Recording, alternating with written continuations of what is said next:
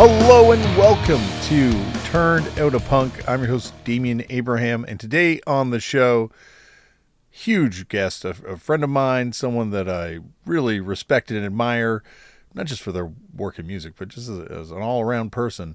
David Sandström from the band Refused, a super underrated vocalist for Final Exit. You may also know him from the band AC4. You may know him from Text. You may know him from the Faint Sounds of Shoveled Earth. You may know him from David Sandström Overdrive. You may know him from Fire Orchestra. You may know him from a lot of things. His solo records. He is prolific and incredible, and it's all reflected in this conversation you're going to hear in one quick second. Refused is going on their big final tour right now. I got to see it when it was in Toronto. Got to get up and do a song with them when they were here in Toronto, and they're phenomenal. They're amazing. But they are breaking up for a reason, as David explains when you hear this episode in a second. And if you are lucky enough to live in certain places in Europe where they're going to be coming real soon, or they're also going to be going to South America and playing some shows, go and see them while you can, because as I say, they're one of the greats and they're still firing on all cylinders. So go check them out if you are so lucky. Also keep your ears peeled for stuff David's kind of hinting at in this episode that's coming down the pipeline from that group. And I don't want to say that group because the group's ending, but that collective of people, as I should maybe put it. Anyway, you'll hear him explain it far better than I am doing right now in the episode. You can pick up A Shape of Punk to Come if you've never heard it, because we talk a lot about it in this episode. There's like a deluxe edition with a bunch of bands covering songs off it, including myself. This is a record that influenced so many people, even people I know that hated this record, as I tell David, were influenced by it, and it kind of drove them to do what they do even more. So, yeah, this is one of the most influential records to kind of ever come out of punk, in my opinion. And I'm sure that will be refuted by some people too, but even then, they're being influenced by it. That's how this thing works, right? All right, I'm not going to ramble on anymore. If you want to get in touch with this podcast, hit us up at turnedoutapunk@gmail.com. There's Turned Out a Punk on all those social media platforms, and there's videos on YouTube and TikTok and whatnot from Turned Out a Punk at Turned Out a Punk on all those places. The show producer and guest booker, normally I book this one myself, hence why it took a little longer, is Tristan Abraham, my brother. Thank you, Tristan, for all the hard work you do. Now sit back, relax, and enjoy David Sandström on Turned Out a Punk. David, thank you so much for coming on the show. Thank you for having me. Well, as I was just telling you off air, I have books that I'm going to be referencing today, including one of the most generous gifts that anyone has ever given me, which is when I came and saw Refused play, an incredible show here in Toronto. Thank you. I showed up and you handed over a book that I have pored over since you've given it to me. And I apologize for my pronunciation. Rock E Umia? Oh, there we go. Matching up. There we are. It's always around. It's always just, I've been fascinated by this book since you gave it to me, because as I said, like, Swedish punk is to me second to none, and like Swedish music in general, we're going to get into all of it because I feel it all kind of weirdly connects.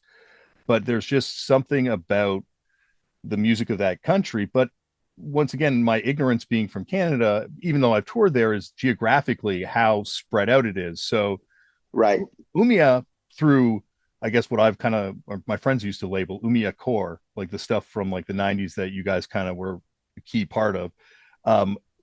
Like that's always been the sound that defined the city to me. So being able to kind of go through this book and get the real history of not just punk, but rock and roll, it's amazing how rich it is. And a lot of records added to the want list now. So we're going to talk about this book, but then also we're going to be talking from references from this, the Encyclopedia of Swedish Punk.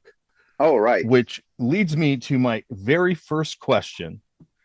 Are you, by any chance, this is like the rare time that I don't start with the key question of the show, are you related to Leif Taberg Sandström from 57 Kes? No. Okay. Okay. Where are they from? I'm trying to remember. I was trying to find it on a map, and it was like not a town I recognized. in the north, specifically the county where I'm from, it's a very common surname. So I had a girlfriend uh, that had the same surname, and her best friend also had it, and none of us were related. For a while, people thought that we were brother and sister, and then like we made out drunkenly at a party, and people were horrified. And it's like, no, we're not. It's and also, Dennis, singer of my band, Refused. He has another band, and the drummer also bald like me, and we kind of look alike. And his name is Sandström too, and no relation. Okay, well, I Hmm. thought I was going to beat you to the punch about how you got into But punk. it's a relevant question because inbreeding uh, was rampant in the north up until fairly recently. Oh my gosh. Well, we've unpacked a lot with my my nonsense question, but I guess we'll get into that too. But before we get there, how did you get into punk, David? Do you remember the first time you ever came across it? It's I have to just tell you that I digress, and it's a problem. And if you're capable of policing me a bit, I think it would behoove us. I mean, it would be great for the list because I don't like doing interviews, honestly, because and it's mostly because of this that I confuse myself. I enjoy being in my own mind a lot, but when I get asked questions, I get lost I get lost very quickly. And do you know the movie, The Saragossa Manuscript? No. It's based on, I think it's a Czech writer, Wojciech Haas, the manuscript found in Saragossa. It's like a classic from the 60s, like a European black and white movie classic. But the conceit of the film is that, and the book is that someone starts telling a story, and then within the story, someone else starts telling a story. And maybe they finish the story and you're back in the first story, but then someone else starts telling a story, and in that story, someone else. So at a certain point, you're 7 layers in. So in the like DVD deluxe edition that I got once upon a time, they have like a graph so you can follow like, oh, now we're 7 stories in, and they're like back. And that's how my mind works. So when you ask that question, a lot of stuff pops into my mind. I have my obvious punk story, and I'll tell you that. But punk is also a concept that means a bunch of different things to me. And I'm born in '75, so punk was around by the time I really started caring about music. So I'm guessing I probably saw a clip of the Pistols or the Ramones or something on TV, and uh, it probably didn't like stir me that much, but I was a very musical kid, so I was interested in all types of music. But when I was first truly exposed to it was uh, in 1989, December of 1989. I'd started I guess I was, what was I at? I was 14, I suppose. So I had a band for about a year, and we were playing metal, some sort of metal, and we were going to this show at a youth center in Umeå, and some older dudes, musicians, had shown an interest in me because I was a good drummer and stuff. So they wanted to sort of influence the direction of my musical, path. So we got started getting into the German stuff like Sodom and Creator and Destruction and that type of thing.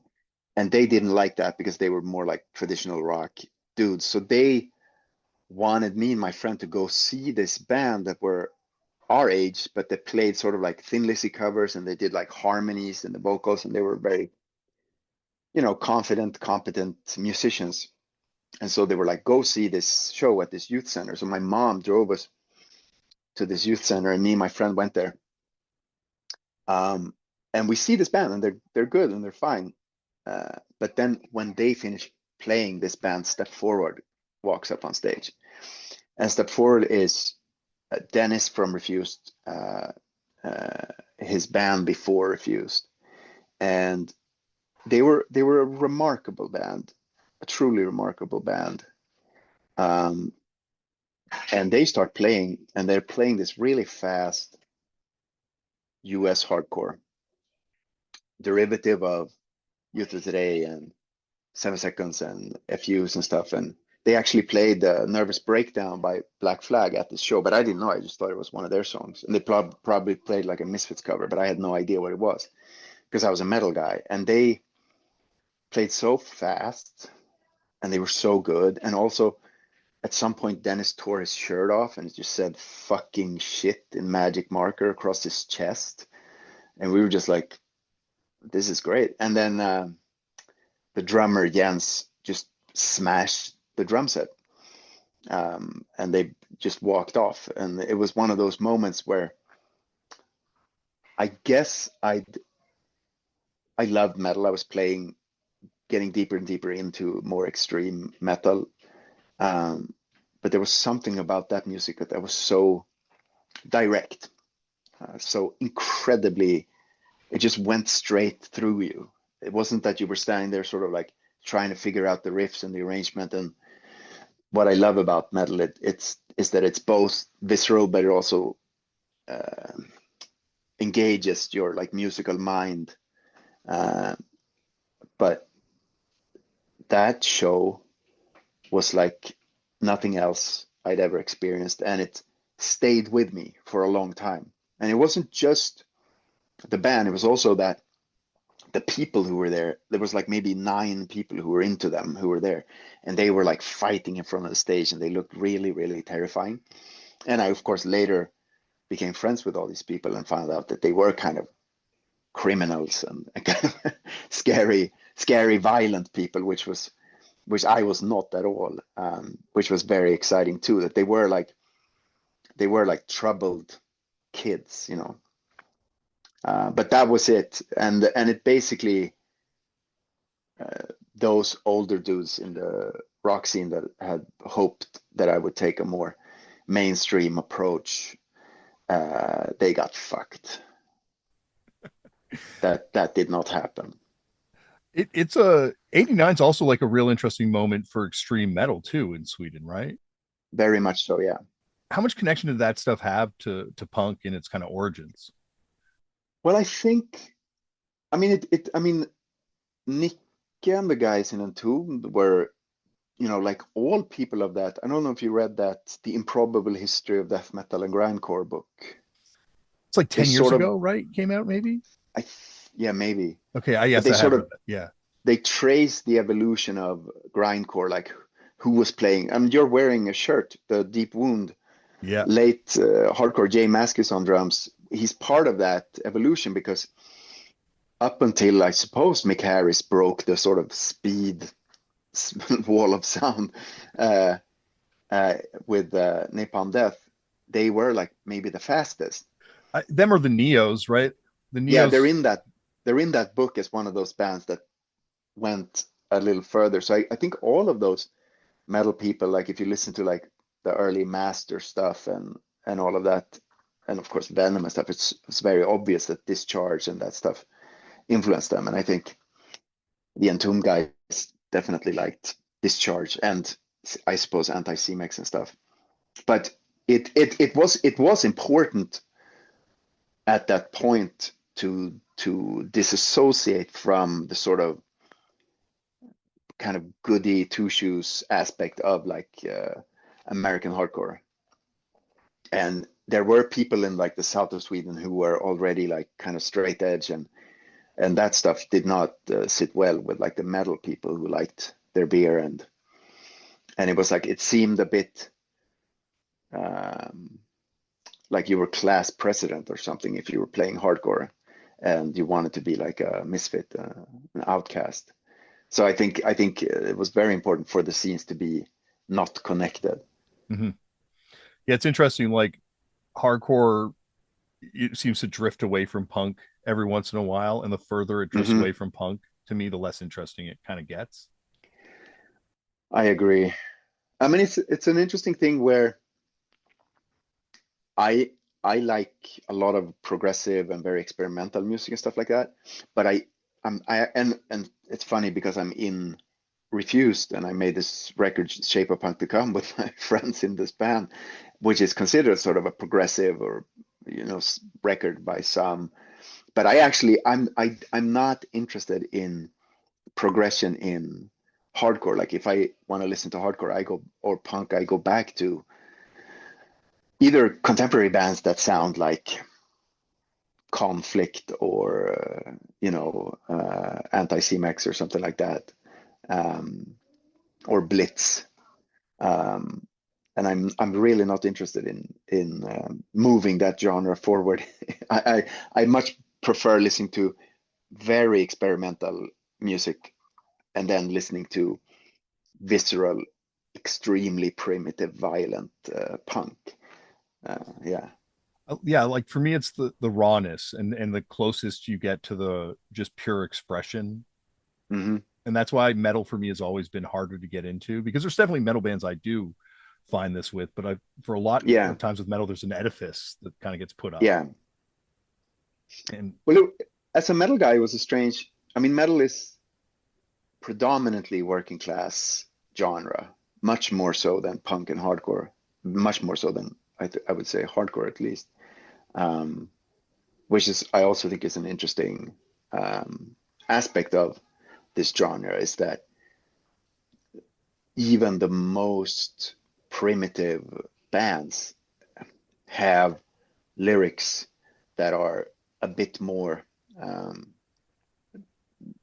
there's been a bit more labor with the messaging or whatever, whereas with metal it's almost like you get the feeling a lot that the rest of the members don't really care what the lyrics are in metal. It's just and almost and I mean like honestly I don't really. I mean there's metal bands that I love that I just never checked out the lyrics. I don't care what they sing about.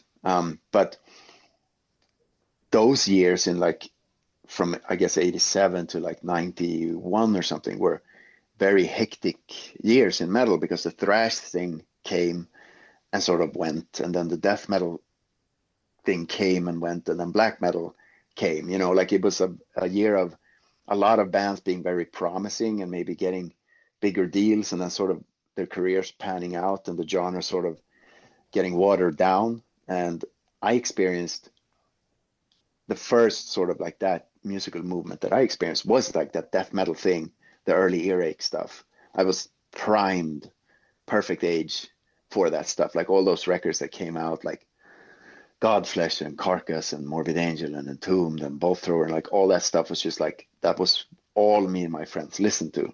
And then it was very sudden that I at least felt that it just kind of lost its way. It just became very uninteresting very quickly. Partly the sort of sound. I don't know if you know, like that yeah, Florida, like bands started going down and started. It just became formulaic, or a big part of it became formulaic very fast. And my transition into hardcore was a result of that. That I felt kind of disillusioned with metal, which had been so exciting, so experimental, and so wild. If you think about all those bands I just mentioned, they don't sound alike at all. Um, and with like Sepultura and all those bands in there, was a lot of interesting stuff going on. And then all of a sudden, it just felt like I couldn't follow a lot of those bands or on their third or some of them even their second albums. And to me, hardcore punk. I mean, I'm a lyrics guy. I mean, like, I'm a reader and I'm a writer and stuff, and that stuff really really matters to me. And what I was hearing in hardcore uh, was so much more exciting to me, and I was actually being challenged intellectually and politically, and by the lyrics that I was reading with bands, um, and that was definitely not happening with metal. So I basically just like I met Dennis, we started a band, and I just like switched more or less. I just left metal behind for a while. it's interesting, like going back to what you're saying about these bands on their second and third records. I think you run into that same problem with punk and hardcore too, where you're trying Sure. to be as extreme as you can be in your message, in who you are, your expression. Obviously in death metal the speed is important and all this sort of stuff, but then where do you take it? And that's what I think Right. I think Shape of Punk to Come was such a interesting shift because it all of a sudden Hmm. said like, oh, you can just do whatever you want. Before it felt like you had to leave punk to do that. Like you had to Right, become like, I'm a crossover metal dude now, or this is my right. country project, or this is, but there was like a way of just bringing all that into what you were and putting, and that's why that record to me is such an important record because I know people that hated that record so much, but that Hmm. inspired them to do what they were doing Yeah, even more, yeah. right? And so it's like that It's a record, it's a very annoying title to have on a record. it's the title, it's the confidence, like punk Hmm. is somewhere where you confidence is something that's like as much as people respond to it, like you look at HR on stage in his prime, Mm. there's a confidence that makes him that great, but also we're all supposed to hate that too, right? We're all supposed to be underachievers that don't Yeah, like confidence. So yeah, that record, I remember that record coming out and just it was like a monumental shift, and but it also like as someone who winds up kind of trying to pursue a career in this kind of yeah, music in a way, I think it gave an option for bands. yeah. Well, I think that what made us feel like we wanted to do it and could do it, um, it didn't come from hardcore punk. We didn't, I don't think we felt that we'd seen other bands do that type of thing within that genre. It was very much a result of us being in a phase of our life where we were really being like, well, what are the great records and what happened with those bands and where did they go at this point? And we were listening to a lot of other music, like the last MC5 record maybe, or like There's a Riot Going On by Sly and the Family Stone, like just like later, like Loaded by Velvet Underground or something, like later records by great bands, where they sort of like managed to reinvent or redefine themselves in some sense. Like we were very, we had incredible confidence, uh, of course, which is very, very annoying. And it's the kind of confidence you can only have when you're like 22 or whatever I was, 22 or 23. You can't have it when you had Where, kids. Once you have kids, you're humbled. yeah, I mean, just making a record these days is such a, Yeah. it's a feat. I mean, it's unbelievable. Yeah, but it was very much uh, that specifically me and Chris, who kind of wrote it, um, we didn't care about what people were expecting of us, and then Dennis provided a sort of safe haven because he was the one connected to the scene, and he had been the tape trader and the letter writer, and he was the one who knew everybody, and he was concerned with our sort of position as a hardcore band because we finally had like a record out on an American label and we toured the States, and like we were sort of established in a minor way, and I think he liked that. But I have like some sort of like, I don't think I have autism or Asperger's, or but I just I'm incapable of caring about that stuff. And I think it would behoove me, it would be great for me as a musician if I did. And I think I maybe could have made a bunch of records that people knew about if I did, but I just don't. So he was very concerned with what was happening in 97 when we were writing that record. And me and Chris just got a new rehearsal space, and we didn't tell Dennis and John where it was because we just wanted to make this record and not have anyone get, like just try and stop us, I suppose. We just wanted to do it. So Dennis would just get cassettes of like these long jams of riffs that would be finally end up as like the main riff of songs on the record. But he would just get these like 5 minute jams around one or two riffs, and he would just be like panicked, like what are we turning into now? Like, are we a jam band or something? And we were just like, no, we're just figuring it out, and we just keep giving him cassettes as the thing progressed. And we would rehearse at least once a day, me and Chris, while making it. And it was this was a pretty beautiful experience. Just doing that with Chris because we had been friends for a very long time, and I had brought him into the band because I knew that he had something, but he had just been a fan of the band earlier. In the first couple of years of the band, he'd just been in the pit basically when we played in Umeå. Uh, but I felt like the band that we were couldn't go where I wanted us to go. So I brought Chris in, and then Chris was the one who really, really pushed us in that direction. It's a mind fuck to be the lead singer in a hardcore band.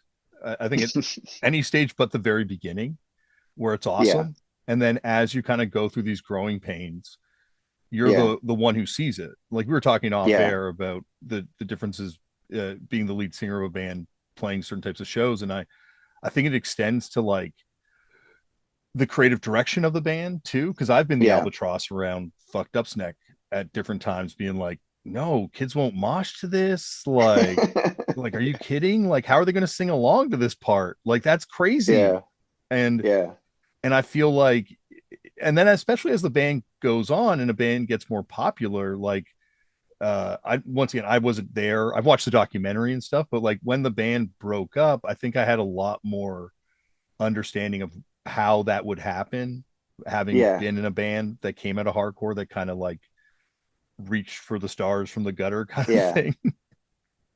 um where yeah, it's a mind fuck, and it definitely yeah. affects everyone in the band differently. And Well, you but when you do it, like, I mean, that thing has to be figured out if you're gonna evolve as a band.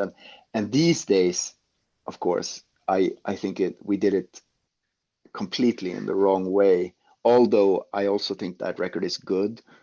We did it completely the wrong way because, of course, it was mine and Chris's vision, and Dennis did an amazing job.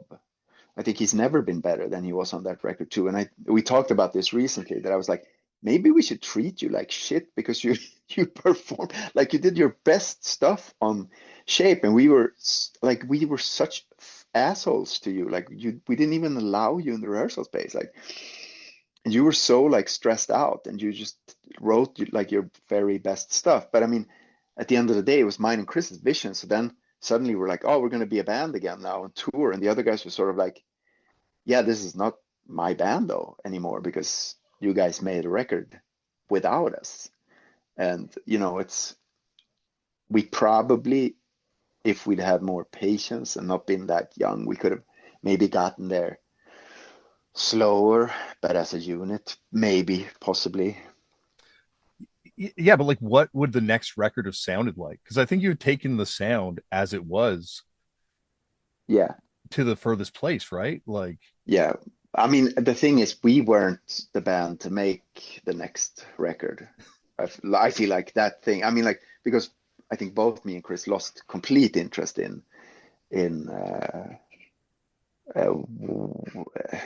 in just making music that would entertain someone. I spent several years making more or less unlistenable music.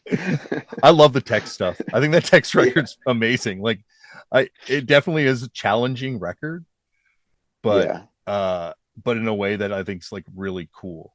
And The text record started out as a because with Shape, me and Chris were like, in order to appease Dennis and John, we told John like, well, you can make like a whole just electronic song on the record by yourself. You can, and we'll just put it on the record, which I regret now because it's not dated. There's like it's sort of like an intermission called Bruitist Poem number 5 or something, and it hasn't dated. It's very much like third grade sort of abstract jungle music, whatever. But we also said to dance like you can do the cover and you can do like all the liner notes, and we'll wear the suits you want us to wear. Like we just totally just like we'll look like the band you want to like. We'll do it all. That's as long as we can make this.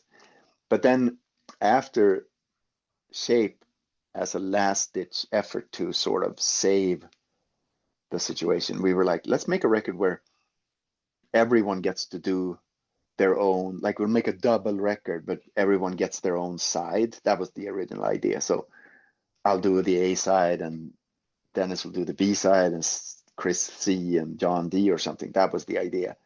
So that's how the text, and it wasn't called anything. It was just like supposed to be another Refused record. So Dennis actually made some very strange recordings for that. And so my stuff on that text record is stuff that I made for like a fourth Refused record. Oh wow. Okay. But then, of course, we broke up um, before that was finished. So then we just, the rest of us, without Dennis, just finished it at like as a new project. Because also then the faint sounds of Shoveled Earth too was the record you did, Oh right? my God. We were obsessed with, like, I remember when my brother and this friend of ours, Boris, who was the guy who got Shape Punk to come because he was living in Europe first and sent it back to us. But Right. I remember we got it, rotate this in Toronto. We got them to order it in, or like there were multiple people with copies of that in Toronto. We were like very That's excited about crazy. that record, but That's crazy. it felt like a rejection of everything that kind of came before it a little bit. I haven't been able to find it again online to listen to it. So Yeah. No, I've suppressed it okay, completely. I actually even limited the pressing when it, because I felt like when I made it, I felt like it was more like a demo. So I don't remember how many I mean, it's a CD, it's a solo CD that I made. Um, and I wrote it at the same time as Shape while we were writing Shape. And then we recorded Shape for a month, mid-August to mid-September. And we finished on a Friday. On the Monday, I started recording Faint Sound. So I made it at the same time. So I recorded and mixed that between recording and mixing Shape. So it was simultaneous. did it come out after you guys broke up?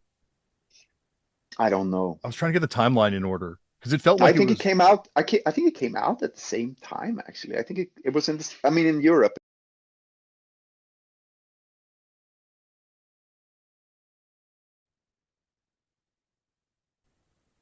Excellent.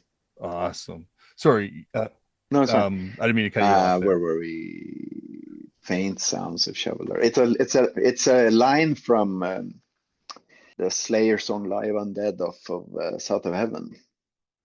Emptiness in twilight's rebirth. The faint sounds of shoveler.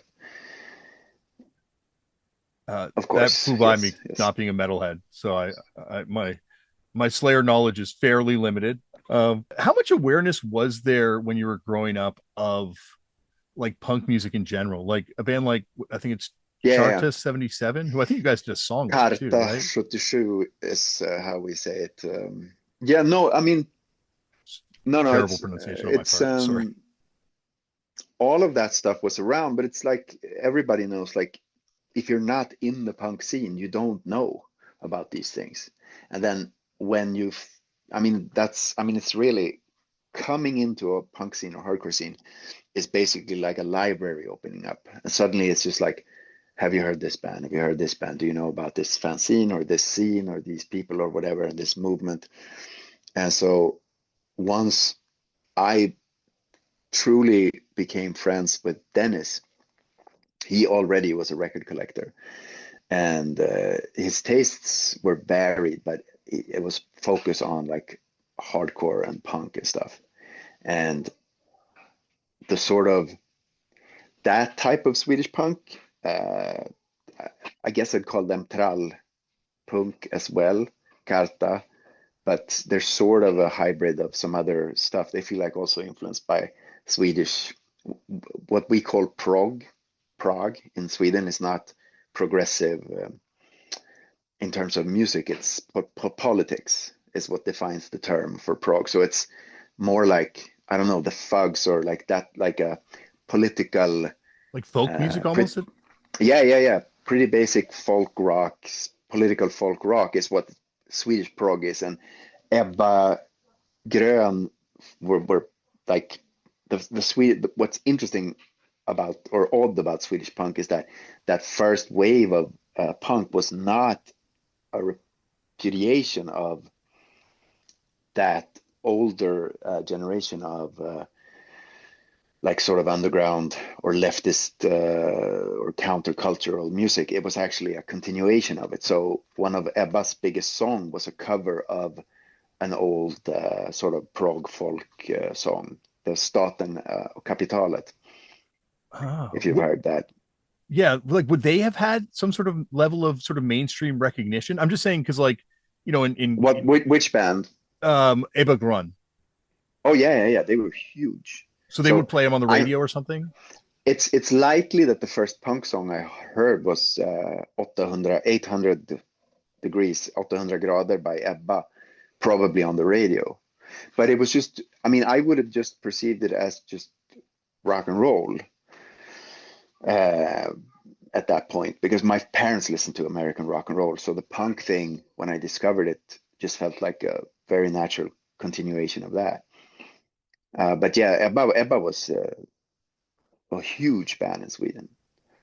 Yeah, like the Rude Kids to me are always so fascinating because it's on a major label and Hmm. it's like right at that first wave of punk getting popular, but Hmm. it's so aggressive. Like I couldn't imagine them ever Yeah. playing on the radio. They're swearing.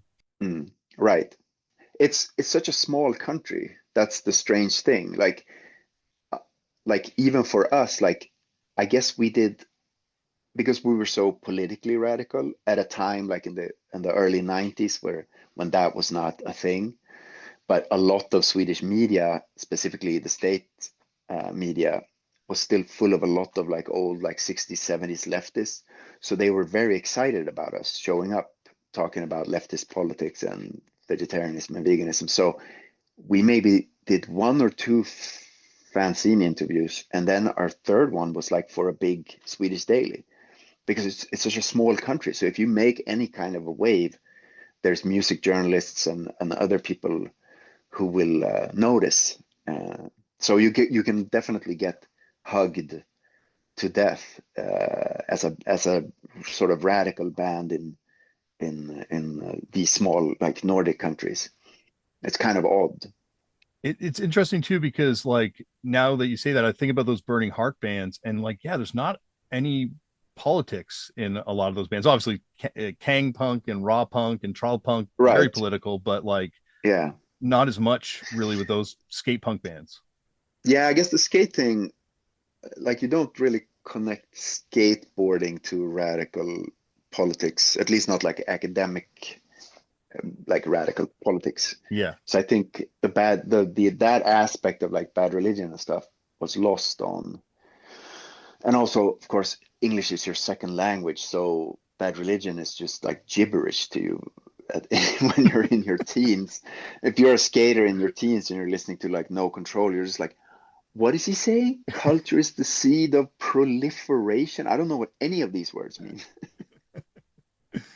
But a lot of those Swedish bands later on, like do sing in English. Like English, it seems like a lot Hmm. of bands have Hmm. incredible grasp of it, far better than a lot of American Canadian bands. Yeah, we study it in school from fourth grade, and we don't dub films. Hmm. Okay, so So it's all subtitled. I learned English from American rock and roll music and car chase movies that my dad would watch, like Two-Lane Blacktop and like Smokey and the Bandit and Bullet and Blues Brothers Gone in 60 Seconds, the and original, and yeah, all of the yeah, yeah. and American Graffiti was a huge thing for me growing up because that soundtrack was so amazing. So was your dad a regare? No, yeah, yeah, basically, yeah. But he was, it's the thing, like he was a city kid, so he wasn't like like Dennis's dad was more of like a classic raggare, because Ragara, they sorry. were, yeah, yeah, they're more rural. But my dad was a sort of like engineering whiz, and he could like build like cars and build engines and stuff out of it. Like he was when he was like in his teens, he was like the only guy in Umeå who could fix an American gearbox and stuff. So by the time he was 18, he already owned like several cars and stuff like that. And the American nostalgia for like their own 50s rock and roll that came with like the horrific aspects of the Vietnam era. It was like America became like sort of nostalgic about an earlier, simpler, more innocent, deeply racist time. Yeah, Happy Days kind Um, of time. yeah, so all that 50s music was, although I grew up in the 80s, we listened to a lot of like Buddy Holly and Roy Orbison and all of that stuff, as well as like, Creedence and Janis Joplin and that. So I grew up on that music. So it's almost like I guess, the Swedish version of Teddy Boys in England. Yeah, yeah. It's actually, and it's a tax thing too, because at that time, I don't know if it's still like that, but the car tax, vehicle tax for cars older than like 20 years or even less than that was like it was incredibly cheap to have an American car. So the highest concentration of classic American cars, at least back then, outside of the US, was in Sweden. Oh, wow. So there was a big car culture, and I grew up, which was, I mean, it was the bane of my life. But if we were traveling, like on vacation in Sweden, we would always have to go to some fucking car show and just walk around and look at fucking cars, which is like, and I grew up in like Studebakers and Cadillacs and like Ford Thunderbirds and stuff like that. So there's pictures of me in like like a shirt, like I'm 1.5 carrying a diaper, and I have like a USA shirt on, and yeah. So my parents were not leftists at all. Like my dad once had like some American car with a V8 engine, and they were having these like anti-Vietnam protests at the big square in Umeå, and he was trying to drown out the speaker with the sound of his V8.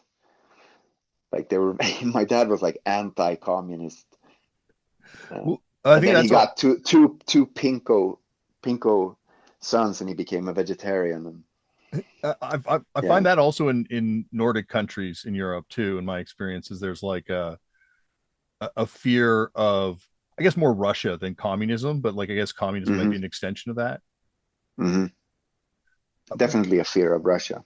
yeah, Russia bombs Finland compilation being a key example of that. Um, Yeah, First time we went to Russia, we toured through Finland before we went there, and every single person we met were like, "Have you been to Russia? We're going to Russia next." Or everyone's like, "Are you right. insane? No, there's no. Yeah, Why would we go there?"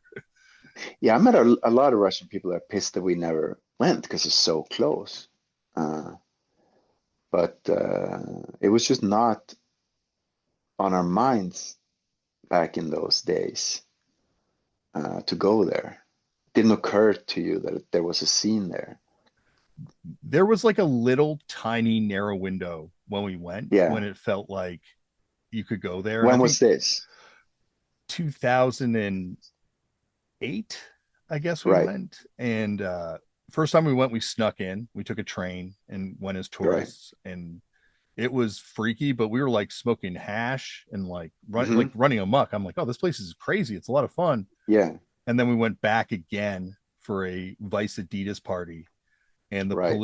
the police raided the apartment we were staying in, took all the people that put on the show to jail, and watched us sleep for the night. Yeah. It was like, well, we're not going back again. Yeah. Yeah. My brother was a talented Greco-Roman wrestler growing up. And my parents couldn't be bothered to drive me to some other, like Yeah. sport thing. So I had to be one. I had to be a Greco-Roman wrestler. I was horrible at it. But they went on like some sort of training camp in Russia behind the Iron Curtain. Like this must have been like maybe 80. I mean, it's like 84 or 83 maybe even. Oh, wow. And yeah, and my brother was so talented. They had like a competition at the end of this training camp, and he was like winning his like weight class. Um, and so finally, because the Russian Wrestling Federation could not deal with like a Swede winning any of the In Russia. classes. So yeah, so they suddenly they just like late in the competition, just brought in this dude that was obviously like a adult, like he was hair, but he was like a short, stocky dude who was my brother's weight, but he was like obviously like 39 years old or something. And so he just like totally trounced, just destroyed my brother just so that Russia would win every discipline, you know. It's like a Simpsons sketch or a Simpsons joke. Yeah. That's My dad, when they were there were a couple of my dad kind of elbowed his way into the the wrestling club when he found out about this like trip. So he like got on the trip and went there, and then one evening he just got the other parents, like it was maybe two or three dads on this trip, and the two trainers, they snuck out because they had handlers, you know, and they just snuck out the back way of the hotel to go to some restaurant and get drunk. And it became this huge thing because they were like not supposed to do that. But yeah, yeah, definitely. It feels like Russia. I was only in Moscow and St. Petersburg, but it feels like it's cool until it's not cool, and when it's not cool, it is really not cool. yeah.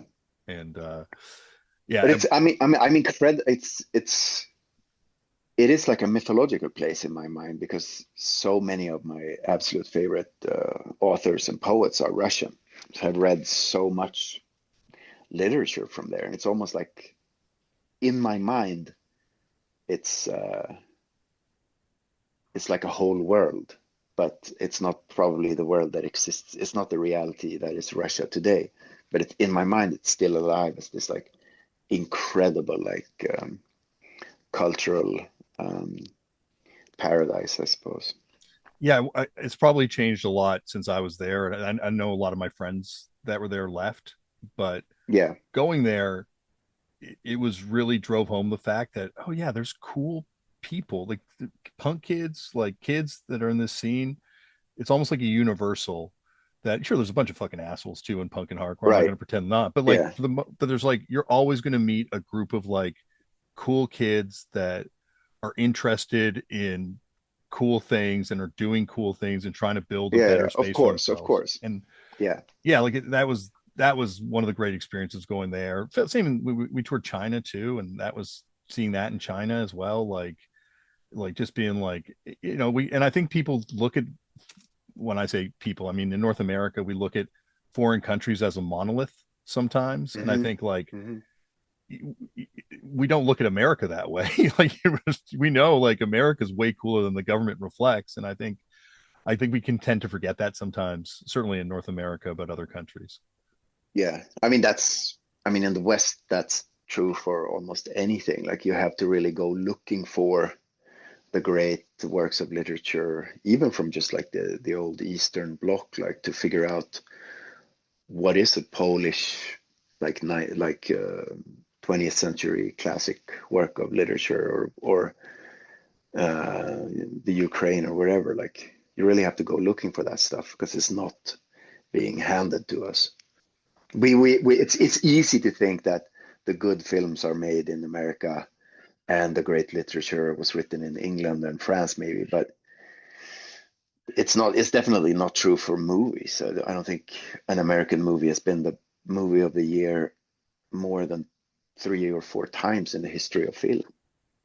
Yeah, and music as well. I think, I Yeah, think, yeah, uh, and I feel like Sweden's the one country, like non-English first speaking language type country, that really punches above its weight in all genres, but certainly in punk, where right. you have like a representation But on the global stage. yeah, but I think it's kind of like if you just look at my story, like I was a very musical child, obsessed with music. My earliest memories playing the drums on my mom's like upside down cookie jars and stuff like that. And I got my first like play toy drum set when I was 5. I was absolutely, I went through my parents' record collection when I was like 6 or 7, scratching all the vinyls. I'm absolutely obsessed. And I got like a dispensation because we have municipal music school in Sweden. This is part of the old social democratic system. So that basically whatever your class, whatever your like economical situation, your kid can play an instrument. So everyone who has the tiniest fragment of musical inclination in Sweden from, I guess, the 50s onwards get a chance to learn an instrument. So it's really an embarrassment of riches. It's crazy how many, like just how many, just in my collection here, how many great demos and records I have of artists, songwriters, and bands that no one has ever heard of, because it's such a safe, it used to be at least, such a very safe system. We have a great healthcare system, and it's very, very hard to, I mean, it's very hard to just end up on the street here. It's incredibly complicated if you're, not one of the suppressed minorities or whatever, like, or if you're second generation here or something. But so people grow up and they can give music a chance for, I mean, for my generation, you could like spend 10 years just like trying out that, and it wouldn't hurt your chances on the like job market later, or you would still be able to have an apartment. So of course, Swedish musicians and songwriters have a much better shot at making something good than most other countries. It's super simple. So for example, my first band had two different rehearsal spaces. One through the youth center and one through some other like older musicians who were like, yeah, you seem cool, you can rehearse here. So I mean, it's very easy to get a rehearsal space and to borrow gear and whatever. You didn't have to have money. So of course, then you're gonna have if you have that, wide range of people getting a shot, you're gonna have some good artists and good bands. Was that first band Brain Squish Puppies? No, my first band, Yeah. I had a metal band that we only made a demo and then some recordings that were never released. We were called Pain, and then we were called. We switched names to Serpent, and I was still in that band for the first year of Refused existence, and we sort of traveled from thrash into death metal. Yeah. So Step Forward's last show was in Luleå, and my death metal band, we traveled together up there to play in the fall of '91, and that was sort of the end for both me and Dennis. It was the end of both our other bands, and that's sort of how Refuse got started. Because in 92, you do Brain Squish Puppies, By No Means, and Refused all have demos come out. Right, but uh, this is, I don't think this is very interesting. I don't know if This is anything the we would care. minutia that I care about. Yeah, no, there was these three dudes: Tad, who was the original guitarist for Refused, and Chris, who was the the guy who came in at Everlasting and made songs and shape with us, and this other guy called Matthias, who was the bass player for Abinanda. The three of them before these bands had a band called Brain Squash Puppies, and at a certain point they brought me in to sing for them because it was the Matthias, the bass player, found it hard to play and sing at the same time. So I was just their singer for a demo. So were you doing like Final Exit style vocals then? I was screaming and singing. I had like pretty good pitch. So I was in like a choir when I was a kid and stuff like that, just because they had to put me somewhere because I was a pretty hectic child. So I did like five different sports and I sang in a choir and I did, so I was an okay singer. And I don't know, I guess they heard me sing. I had a punk band. I forget this. So around the time I was discovering Umeå Hardcore and Step Forward and Garbage Pail Kids and all these bands, I was in high school and I hated high school. And I was in conflict with the principal and several of the teachers. And we were doing, it was like before Christmas break.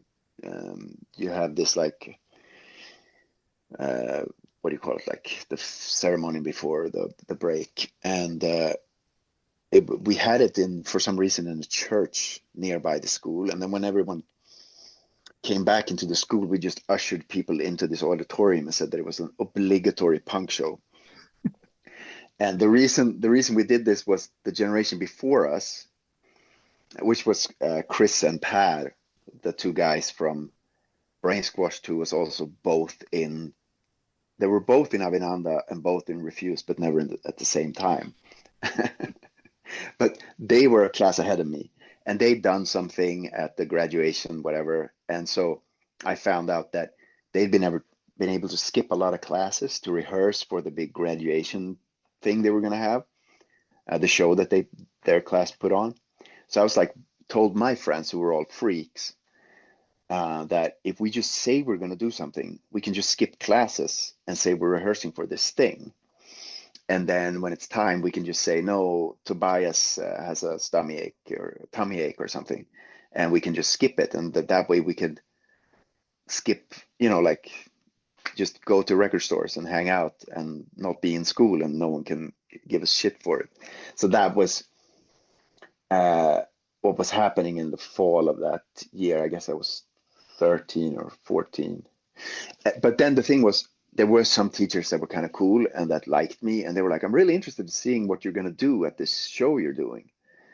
And then some, when someone showed an interest, there was a part of me was like, I think we should do something. So we put together a punk band among our friends, and we did like a Ramones cover, a Ebba Grön cover. We played the Garbage Pail Kids song, which was a local band, Dennis was in that too and for a minute, right? yeah, Garbage Pail Kids, yeah. And uh, and then I just walked up and they were like these hockey jocks Yeah. that sort of ran the school that I hated. I hated their fucking guts. We have the And there was same also problem here, my friend. yeah, and and I was since I wasn't a jock, but I was like I played soccer and I was a motocross driver and I was a Greco-Roman wrestler, so I could take care of myself. So they never went for me, but they went for a lot of my friends, and I had to bail them out a lot, and rough up a jock or two now and then. But we wrote a couple of songs. There was a wood shop teacher who was like weird with the girls, like he would touch them and stuff like that. So we wrote a song called like pedo fuck or something. And then on stage, because we'd ushered the entire school in, he was right there in the front row, and I was like, "This is a song about this guy," and I said his name, and it's called Pedo Fuck, and then we just played the song about how he was a pedo, and then I just stood berating the hockey jocks, just like "fuck you, you fucking assholes, suck my dick," like that kind of stuff. Yeah. And so it was a nice thing because I got to like deal with that at the time. There was no like lingering resentment for all these assholes who sort of ruined those years of our lives, in a sense, that we actually just told them at the time right there on stage. So it was a powerful, it meant a lot to me because the power of music and the power of just being like an artist and just actually being like, we can just actually go up on stage and I have the guts to actually tell them. So let's just do it. So for the freaks of our school, it was a huge moment that someone spoke for us. So that, and we were called the Phlegms, the Phlegms. Did you guys record And after this or anything? we did a recording and it was on, it's not good, but it was on the Umeå Hardcore comp, The cassette comp, Oh, the the cassette way it comp. Okay. is. Yeah. Okay. Umeå Hardcore, the way it is. It was like a copy of the New York Hardcore. I think they used the same picture on the cover or something, but it was on a cassette. Yeah. That's awesome. Thing is, I forget these things. Like I even forget that there's a recording of that punk band. But yeah, and the thing was, we played a show with some of the like real punk bands, like Vectors and Step Forward, and at a youth center, and we did "She" by the Misfits, and I managed to nail the sort of like how he goes up on the chorus, Oh yeah. um, and I nailed that. So I got some like respect from the older punk guys, which meant a lot to me at that time. And that's the first time I think Dennis knew who I was because he's 3 years older. They all were an older generation. Yeah, So did you sing in other bands between Brain Squash Puppies and Final Exit? don't think so. I guess Refuse is No. going pretty hard by that point. Yeah, yeah. But I was always doing I had this guitar player that had been in my old metal band he's in this band Nagelfar, this black metal band from Umeå, and he does this band called Bewitched. He's a pretty brilliant dude. He had a home studio, so I would go to his house now and then to record stuff I was doing that wasn't Refuse stuff. And some of that stuff was pretty progressive. I was it's weird, but I was looking for to make a hybrid of like metal and pop, I suppose. It sounds really weird, but I wanted sort of like melodies in the choruses, but still kind of Slayerish riffs. And I was making a lot of stuff like that, just as demos with him. But me, I would play the drums and then play the guitars and then do the vocals. And he kind of did it begrudgingly because he had other stuff to do. But he was like, "Okay, I can this weekend we can do one of your songs," and I would just go there and make the stuff. And he recorded uh, Brain Squash Puppies demo before I was with them, which was Chris and Pat. And Chris heard a lot. He played a lot of that stuff for Chris.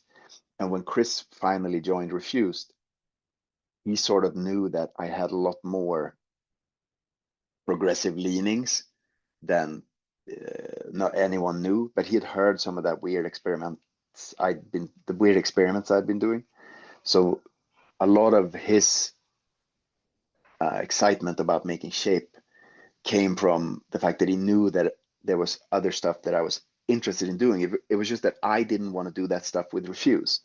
I saw Refuse as sort of a hardcore band, and although I wanted to push the envelope a bit, I still thought of it as like we're still like a hardcore band within this framework, and then the experimental stuff I wanted to keep separate. But Chris kind of pushed me to bring that kind of stuff in. So there's a song called like Deadly Rhythm on Shape of Punk, which is one of mine that I wrote. And that kind of comes from that kind of stuff, like really rhythmic, complex, crazy shit.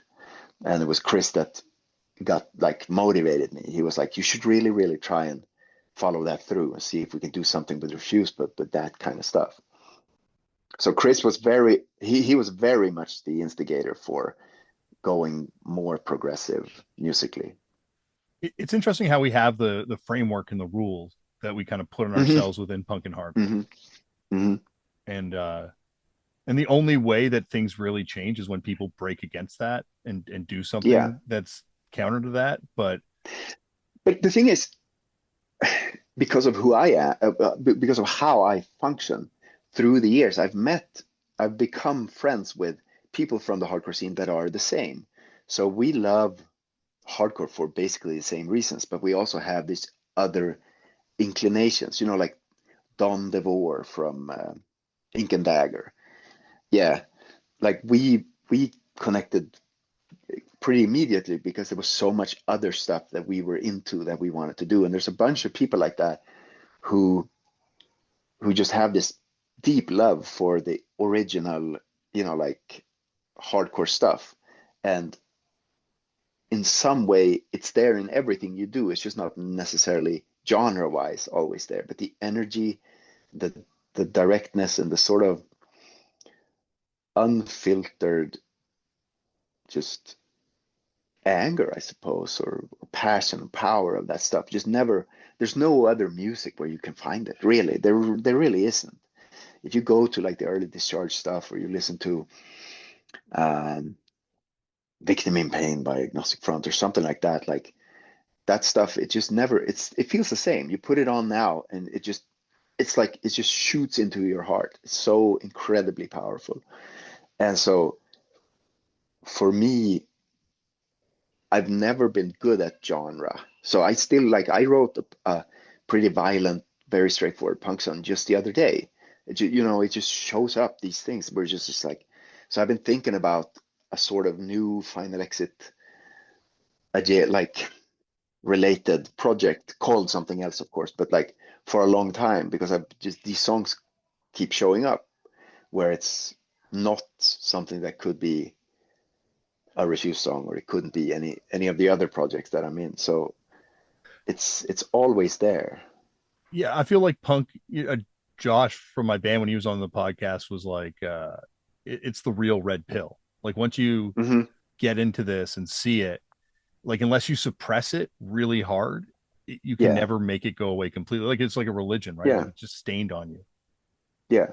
And when you really, really love a band or an artist, you can truly follow where it's gone in music, and if anyone's picked up the sort of what do you call it, the baton. And with certain bands, I feel like it's like people can think it's retro to try and do something that kind of sounds like Icons of Filth, maybe, or something. But there's certain bands where you just feel like, no, but it's there's more there, like. And when we did that band AC4, my motivation for that was that I felt like there was more to do in that paradigm, and we didn't get there. Um, but but I still have that feeling that there's stuff related to certain bands like that I still feel has not been explored. That was our first time being label mates with AC4 and Deranged All Records. right. Oh, right, right, right. Yeah, And now we are again on Epitaph because Epitaph bought yeah. Jade Tree Records. All right, right. So we're connected twice over through label Yeah, ties. Um, yeah. That's great. What's the David Comes Alive? David Comes to Life. Right. That one pierced through for me. That I've listened to that, or I haven't gone back to it in a while now, but I listened to that a lot back then. Oh well, I appreciate Yeah. that. Yeah, because like I feel like when Shape of Punk to Come came out, you guys were doing Final Exit. Dennis wrote that thing in Fight Fanzine about box sets. You guys were on Victory Records, but you're also doing comp songs on Crime Think Records. Like it felt like to us, you guys were like that's the kind of hardcore kids we were, where we were like Right. Yeah. Yeah. embracing with every aspect of this culture and Yeah. and like loving punk just as like a whole, not just as like Right. we're this like a because then it was like there's a Victory style hardcore kid or there's like a Crime Think style hardcore kid. And never shall the Right. two meet. So anytime those things crossed over, it was cool because it felt all Right. connected to us. No, but that's the thing. I think me and Chris definitely felt that we'd never met. I mean, in hindsight, I see that there was a lot of people out there making interesting stuff that we would have connected with, and but we felt very alienated from the contemporary hardcore scene. Me and Chris specifically, Christopher Stan, um, and I never checked out of Umeå hardcore because that's all my friends basically. So I would still go to shows there and maybe in Stockholm, but I definitely checked out of the hardcore scene internationally almost completely at the end of the 90s. But I think we were a bit unlucky in that sense. And we toured with bands like Snapcase where love those guys, but not like if we'd grown up in the same city, we wouldn't have played together or anything because they're from a very different kind of perspective. But I mean, that's also the beauty of a scene where so many different types of people can come together and sort of like connect over the stuff that you actually have in common. But I feel like there was a hypothetical future for the band where we would have met people that we would have wanted to collaborate with or do stuff with. But thing for us too was that when you're from such a extremely peripheral place, um, the rest of the world seems just so it's just this other place. It's just the other world. And we were from like just being from Sweden is enough, but we were from the north of Sweden. So the bands that we were like like closest with were bands like Breach and Fireside and this band called Randy from a town up north. And we had sort of been in bands parallel to each other before we formed those bands. So there was a band in Luleå called Skimback that turned into Superdome, who played a sort of like Southern California hardcore. I'm obsessed with And Superdong because to me they're like oh, you are? oh yeah, like they're like a a paradigm shifting band, because I've always wanted to trace where that skate punk thing Yeah, kind they of were starts. great. Oh, I They love were that stuff. great. Yeah, but that a lot of that came from Step Forward again, who, and I have to say about Step Forward is their recordings are fine, you know, but at that time, a band like that in a town like that, no one knew what it was supposed to sound like, and they were also kind of like the drummer mainly. He was kind of a nonchalant dude. He was more interested in like drinking and doing break-ins and just being a badass, you know. I think they just went in and just like just like ripped through those songs and they left and they didn't give a shit. So the thing about Step Forward is, as derivative of US hardcore as it is, as a live band, they were quite something. Like the real, I mean, and this is an annoying thing about being from any scene is that you should have been. I mean, you had to have been there, but it is true for that band. They were unreal when they were at their peak, and they went up and played the skate competition in Luleå, and some of those guys saw Step Forward at that show, and it sort of like got them going to start playing an American style of hardcore and stuff. So Pelle Gunnefelt, who was the guitar player and principal songwriter for that band, and then later Fireside, and also produced a bunch of really great stuff. Like he did Songs to Fan, and he did the Hives and stuff like that. He basically, from what I understand, he saw Step Forward, and then he just went and took over this other band that was already sort of like a punk band. And so when that band broke up, two of them started Breach and two of them started Fireside. So the bass player and the singer started Breach, and no, the drummer and the bass player started Breach, and the singer and the guitar player started Fireside. Um, and so a lot of those bands, Step Forward and my band, turned into Refused, and so we'd known those guys forever. And what happened was basically in the early '90s, there was like a boom of like alternative music all over the West and also in Sweden. So we all got sort of like picked up by either Stockholm indies or bigger labels. So we started out just booking each other's shows, and suddenly we were putting out records. Breach was putting out records. Fireside was putting out records, and Randy too. And suddenly it was just suddenly not quite, to me at least, not quite a punk thing anymore.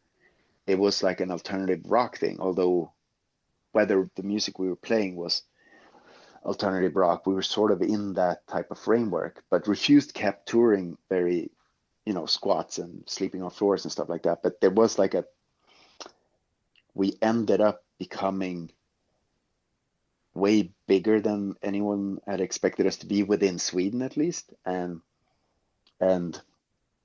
it was just, I felt pretty alienated from this whole thing of trying to be like a serious band. Like I only cared about the actual music, and I was really interested in what Pelle and the guys were making with Fireside, and I was interested in what Thomas and the guys were doing in Breach, and we were trying to do our thing, and I just didn't care about the other aspects of it. And maybe if we'd connected with a bunch of American Canadian bands that were similar in mentality to us, we could have looked at it differently. But I feel that both me and Chris just wanted to get the fuck out of the hardcore scene in the late '90s. We just did not understand the point of it at that juncture.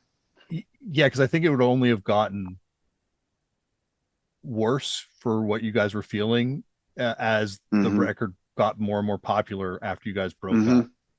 Mm-hmm. Like it would have Yeah, no, been it Sweden and America. yeah, yeah, yeah. I don't think that would have been a good thing. I was not very mature. Like I just cared about music up until that point. So I'd not tried to have like a life at all. I just day and night, just music. That's all I did. And if we had become like a functioning, touring, making money type of band, I don't think that it would have been good for me personally. But I was also having a lot of mental health issues at the end of the 90s. So it was it was very good what happened because we got a chance privately in our respective lives to sort of regroup. And me and Dennis talked a lot about this actually lately, that he just sort of carried on and he had to deal with all of that stuff at a later stage, and that I'm really grateful that I just sort of went back home and just started working on other types of music and more developing friendships and like, like relationships and other stuff. And I started a collective in Stockholm and got deeper into leftist politics and a little bit of activism and just reading more and just getting, sort of growing as a person. Because when you're, this, like when you're like I was 16 when we started, and then we just started like DIY touring, and we did that for like 6 years. And it's sort of like it's a, it's arrested development basically. You're sort of like stuck in this, you're in the rehearsal space, and then you're on tour and you're up all night and you sleep all day and you have no connection to other peers outside of that because there's no room for it. So I felt like most of the 90s I stood still as a human being, but I developed a lot as a songwriter and a musician, but I had a lot to catch up on once Refused broke up. A lot. Yeah, someone told me one time that you stop maturing the year you become a full-time musician. Hmm. And you do, like you're saying, like when you're in that world, time flies by because every day's the Yeah, same. And it's just, yeah, so for you, it doesn't feel like time's passed, but like you're saying, everyone around you's growing up. And you're yeah, like, yeah, what do you mean this is not how people live outside of this yeah. little bubble that I'm a part of? Well, it's sort of like being, what do you call it when you're ahead of your years as you're precocious. Yeah, precocious. It's Yeah, a yeah, yeah. precocious, yeah, yeah. As a child, if you're like 6, but you have the mind of like a 9 or 10 year old, you get disconnected from your peers, and you don't go through. So in a certain sense, you can see them ahead, but later on, it becomes obvious that you missed a lot of steps in your personal evolution because you were too smart or too whatever. And there was an element when you were 18 and touring where it seemed like you had your life together and so much was happening and everyone else was in school. And then when you were still just broke and touring at 28 and everyone else had like a big apartment and a Yes. job, you Yes. were like, they were giving me their hand me downs. Yeah. They were like, you can't, are you still wearing those pants? You're like, oh, thanks, man. Yes. I think I'm finding that point now in my mid 40s. Yeah, But I think there's a lot of parallels, weirdly, between Bikini Kill and Refuse, especially when the two bands break up. How you have the lead singers of each band doing a much more commercial sort of step out afterwards, and the rest of the band right. sticking together and doing Yeah. something different. Yeah, it's funny. I mean, it's funny because Dennis is like, in certain regards, more of a punk guy than I am, but at the same time refuses the least DIY thing I've ever done. Everything else I've done has been very small, and that's how I want it. That's how I like it. Like the best feeling is like you made this yourself. It was delivered to your house, and you're selling it. And there's no one in between. And I absolutely fucking hate the music industry, all of it completely, and I always have. And I'm 50 now, and I've sort of made a vow that for the rest of my life, however I live, it's just gonna be I'm gonna go back to the way I thought about stuff when I was a very, very stern and serious 16-year-old. It's just like I want to make the stuff myself, and I want to put it out myself with friends in some sort of like DIY setting, and I want it to be just.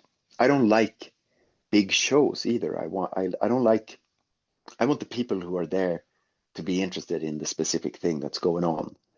And we just recently played Hellfest main stage with Refused, and it was like someone said 30, someone said 50,000 people. It just does nothing for me because it's that there's such a small percentage of the people at the show who know about the band or care or are interested in the type of music that you're making, or what's going on stage. And it's just this event. It's just this happening, you know. And I loathe that feeling of being up there like you're a Muppet, you know, like there's someone's hand up your ass and you're sort of just like going through, you're just being like paraded as if you're this product. Uh, I hate that feeling immensely. And in a sense, that's sort of what my definition of punk is. It's not so much genre or stuff like that, but it is the context of uh, how you do things. And I'm not pleased with what we became after the reunion. And that's one of the reasons that we're breaking up, is that I don't like how we behaved as a band really. But it at least it was a collective thing. Like I didn't jam something through, or me and Dennis didn't decide what was going to happen or what we were going to do. It was very much a collective phenomenon. But I would like to to exist outside of those those worlds of music from now on. Well, it's so hard to like to try and be a band of any sort of substance and then be in that situation, because like the bigger your band gets, the more assholes are going to be in the crowd. Like that's just the way it works out. And like you're saying, like not that you want everyone to think exactly like you or to be exactly Mhm. like you, but I kind of want to just be at a show where we're at least all on the same page for the most part. And Right. Well, I mean, if you have a healthy, uh, if the scene or whatever, the community is based on healthy principles, if it is about like this is a communal thing and I'm listening to your band, you're listening to my band, we're putting this out ourselves, it's as ours, then there will be an interesting mix of people. But what happens once you get past a certain point of popularity, it becomes more monochrome. Like the audience, there's a certain point where the jocks show up basically, yeah, and you become like a part of like a an idea of something, uh, like more than just what you actually are. And it's, I think there's a lot of people who can function like that and stay themselves. And I totally respect that thing of wanting to do a band and wanting to be out there. And specifically the way it was with Refuse, that we had all these things we wanted to say. And part of the point of the band, specifically in Sweden in those days, was that we got pretty big and we got to get these ideas out to a much bigger audience than would have heard them. We weren't standing like in someone's basement shouting about how religion sucked. We were on like a huge festival stage in front of 20,000 people talking about how religion sucks. You know what I mean? Like it's, yeah. but at the same time, I feel um, way more, I feel way less confused when it's a communal thing and when it's like a shared experience and you're doing most of it yourself. Yeah, because there's a point where it gets mainstream enough that there's a group of people that are going to be coming out that aren't even going to not necessarily get what you're saying, but are going to be actively against what you're saying, but just they can Yeah, interpret it. Like Rage Against the Machine is a perfect example, like that Free Tibet concert where they did those free Mumia shirts and people turned them inside out and yeah, wrote Fry Mumia, and then still watch yeah, the band play. Like, how yeah, the fuck do you not get it? But yeah. that's the way people work, Well, I mean, if you have an empathy disorder, uh, it which doesn't humanity matter if definitely you. does. I feel like looking at what's happening every day and just Yeah, seeing how can people not see this yeah, is fucked up. yeah. No, but I don't know if I like conflict. I mean, not I like the band a lot, but I also like just conflict. I like discussion. I like the meeting of ideas. You know, like I really enjoy when someone uh, wants to uh, criticize something that you've done, or like it gets me going. Like I enjoy that. I enjoy the the communication and the sort of it's exciting to me, and I feel like I can miss that from being in a smaller scene where people would be just like, "You're fucking wrong about this," or like, "Why are you doing this?" or like this, like the directness of it. I can miss that definitely. Where it's just like people are just like, "You're great." Like I get that with Refuse these days. I feel like it's a lot of just like, "Awesome, you're great, that's great, awesome," and just like, We're where's the the meat haters. of the thing? And but sort of like I feel like maybe it doesn't matter what we do if no one has anything to say about it. Uh, Yeah, that's the I guess that's the challenge is like trying to find a way to like get your art out to as many people as can be affected by it, but realizing that yeah, it's not going to be mass conversion. It's going to be micro yeah. conversion.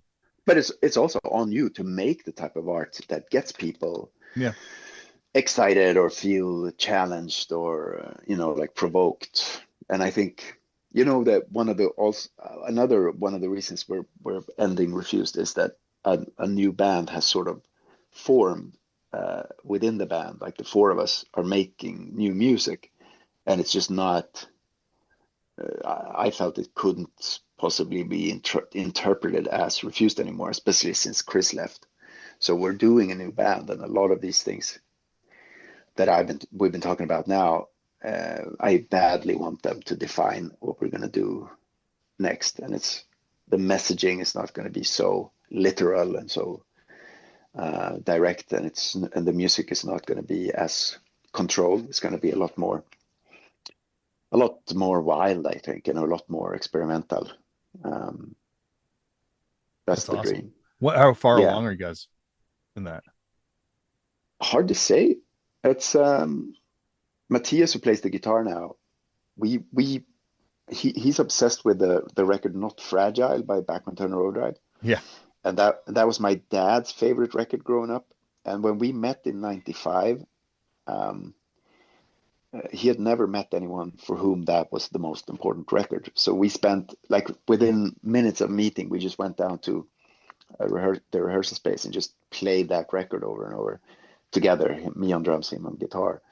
And since then, basically, we've wanted to play together and have like a band. And so Magnus and I, the bass player, we played together since we were teens. He's the one who taught me time as a drummer. I was a good drummer, but I was all over the place. And he was the one who's like, "Yeah, you're switching like tempos in between parts. Like, so let's try, like." So we learned to be a rhythm section together. So you can't really buy that stuff the way it sounds when we play together. And Matthias is a magnificent guitar player, and Dennis is, very, very partly very good at his thing, but he also has a hunger to do something that he's not been doing. There's a lot of stuff that we love that hasn't really come out in the stuff we've been doing with Refuse. So something's going to happen. We have a bunch of riffs, and yeah, well, I don't know. speaking of bands that no one draws influence from, when Dennis was on the show, he said that an early influence on Final Exit was Raid. Is that true?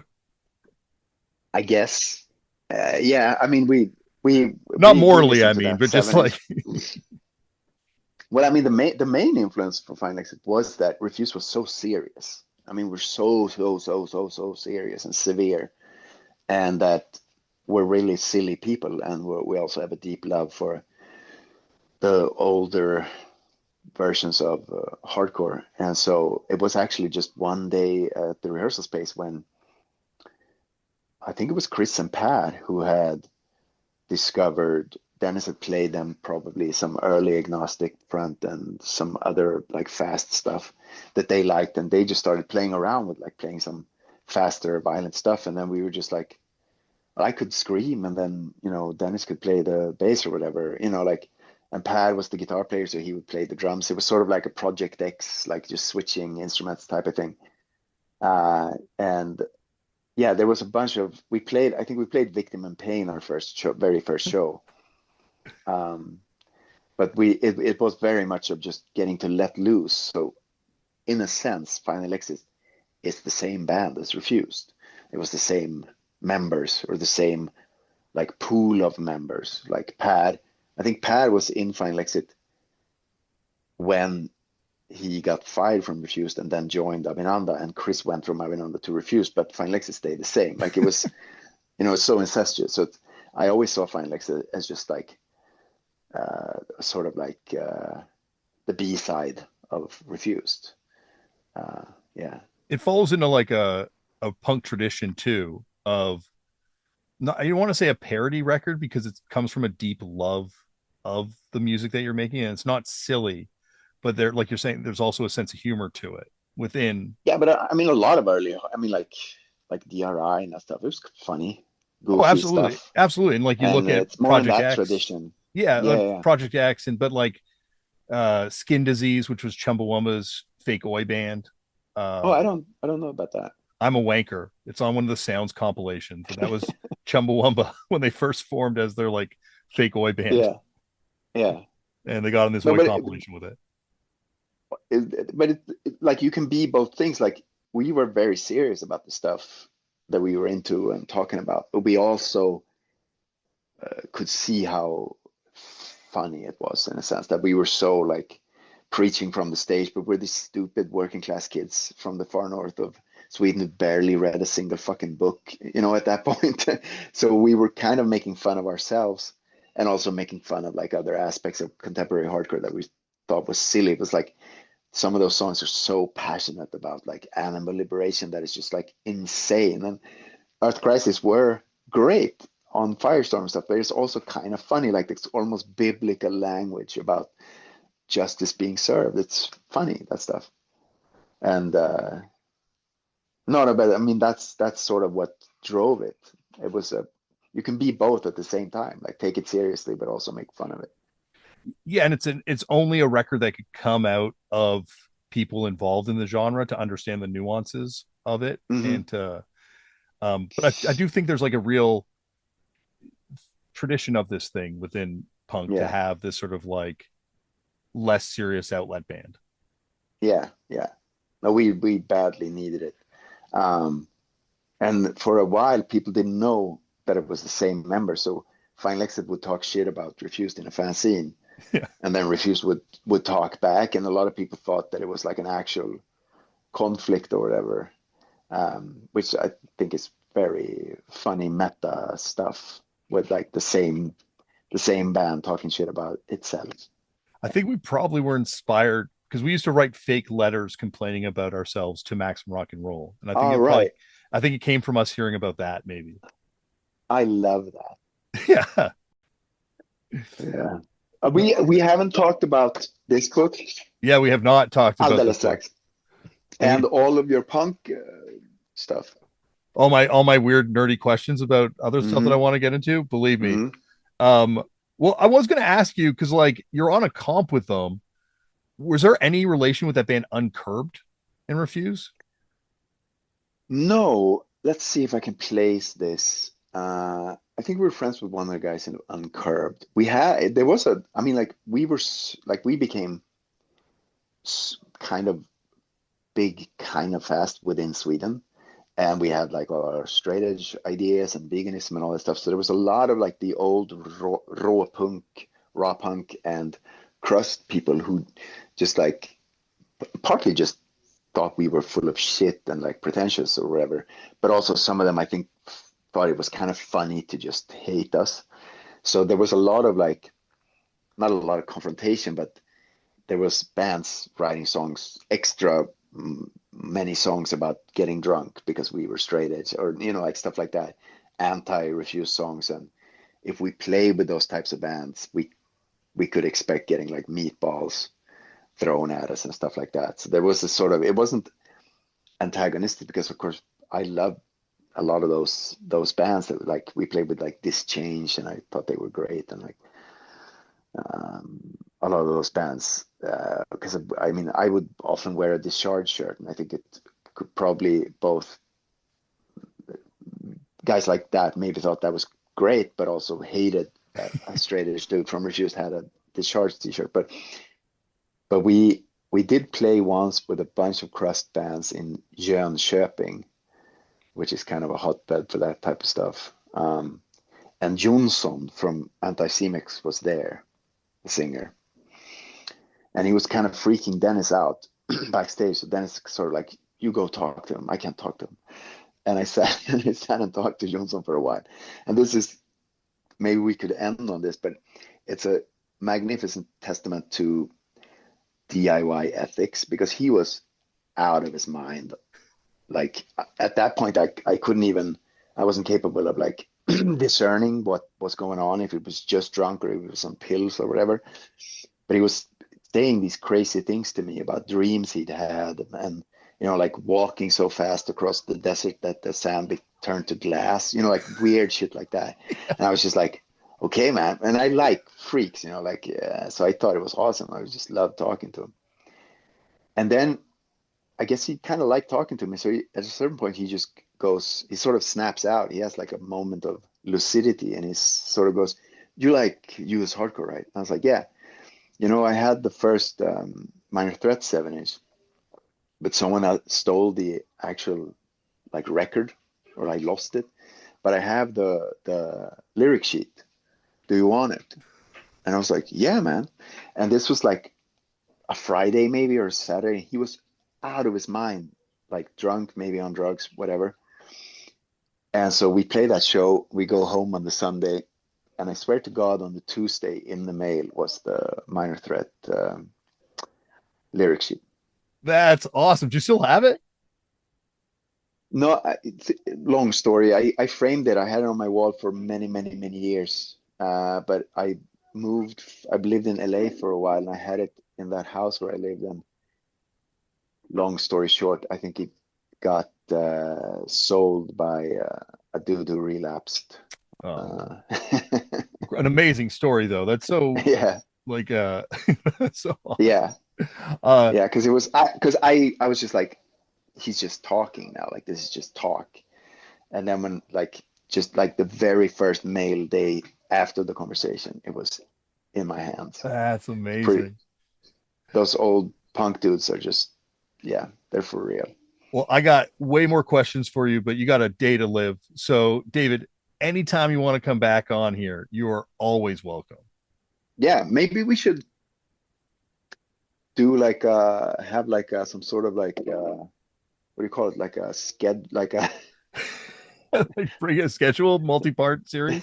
like about what we should talk about, because this was great. I love talking to you. So this is awesome. But it would have been great to talk about this book among other things. Well, maybe you, me, and But Dennis can do an episode like we were supposed to do in Toronto yeah, together. that'd be great. Yeah, that'd be great. We could talk about more about like the really good Umeå hardcore shit. I've had this plan for Refused for a long time to do like a covers record of Umeå hardcore stuff, because it's so spread out. If people are like, "Oh, I want to get into Umeå hardcore," it's very hard to find all the good shit, because some band just put out a 7-inch or a 10-inch, and some stuff was on Desperate Fight, and I don't know if you can get a hold of that stuff. I don't think it's on streaming, or maybe it is. I don't know. No, the But tapes anyway, especially you can't find anywhere. yeah. But there's a lot of stuff that was just like some band put out one amazing song on a 7-song cassette. Like, and I've been talking to Dennis. This is like 10, more than 10 years we've been talking about this. I have the title for the record and everything, of us just playing like the very, very best shit from like 15 or so years of Umeå hardcore, and just putting it out as sort of like, like it's like a Nuggets whatever, but it's just like played by us. Oh, that's awesome. uh I'll buy that. but yeah, but we could talk about Regulations, and we could talk about the Vectors, which is, I think, the best punk band from Umeå ever.